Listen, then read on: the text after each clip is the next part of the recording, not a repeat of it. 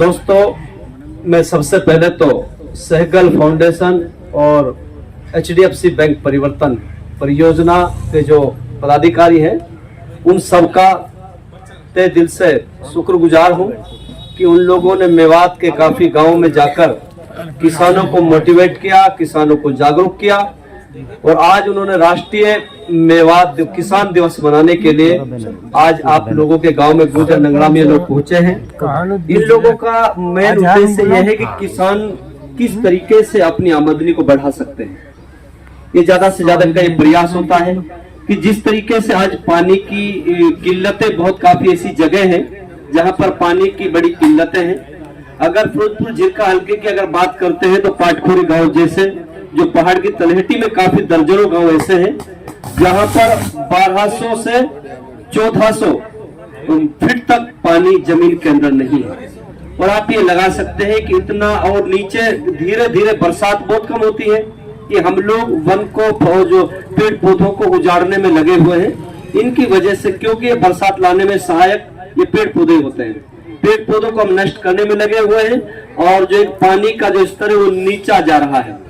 हम खेत कुआं से कब तक पानी निकालेंगे, बोर से कब तक पानी निकालते रहेंगे। इतना नीचा पानी जाने के बाद काफी ऐसा है कि मशीनें भी फेल हो जाती हैं। अगर उधर की बात करें तो एक बार आप बोर अगर लगाएंगे तो 10 से 12 लाख रुपए का खर्चा आता है और एक बार नीचे अगर मोटर खराब हो जाए तो उसको खींचने में कई दिन लग जाते हैं। ये बहुत बड़ी समस्या है, इसलिए पानी का बचाव बहुत इंपॉर्टेंट है। ये हमारे जीवन के लिए, पानी के बगैर इंसान जीवित नहीं रह सकता। इंसान के लिए पानी बहुत जरूरी है। एक टाइम हम खाना भी नहीं खाएंगे, जी जाएंगे, लेकिन पानी नहीं मिला तो हम नहीं जी पाएंगे। सभी इसके लिए पशु पक्षी इंसान, ये फसल भी एक जीवित है। जैसे इंसान ऐसे उत्पत्ति अपनी करता है ऐसे ही फसल भी इसी तरीके से उत्पत्ति करती है। आजकल हम ऑर्गेनिक खेती कि हम जो रासायनिक खेतियां हम कर रहे हैं ये जितना ज्यादातर अगर देखा जाए कि कैंसर की बीमारियां जो है बहुत ज्यादा पनप रही है, फैल रही है। पहले कम ऐसी जगह मिलती थी कि फला आदमी के कैंसर हो गया है, कभी कभी कई गांवों में इलाकों में मिलता था। लेकिन अगर अब हम बात करते हैं तो कैंसर की बीमारियां हर गांव में 2-4 केस ऐसे कैंसर के मिल जाएंगे। वजह क्या है कि हम जो ये खेती करते हैं इसके अंदर जो रासायनिक खादें हम जो डाल रहे हैं, जो चाहे आप DAP लगाओ, यूरिया लगाओ, इसको डाल कर उसको जहरीला हम उस फसल को बना देते हैं।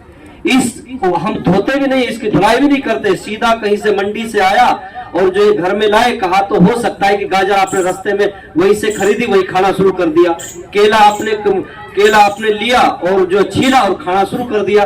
कि इसको पकाने के लिए इस तरीके की ऐसा ये होता है ना कि इनको पकाने के लिए भी केमिकल वगैरह की जरूरत होती है।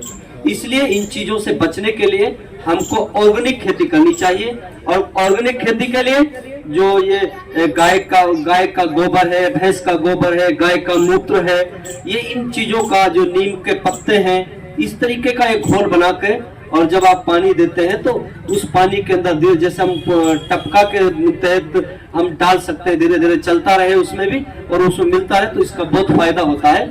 इसकी बल्कि हमेठी जींद के अंदर इसकी ट्रेनिंग भी की जाती है। हम लोगों को भी मौका मिला था कि ऑर्गेनिक खेती कैसे करनी चाहिए और ऑर्गेनिक खेती के फायदे क्या है।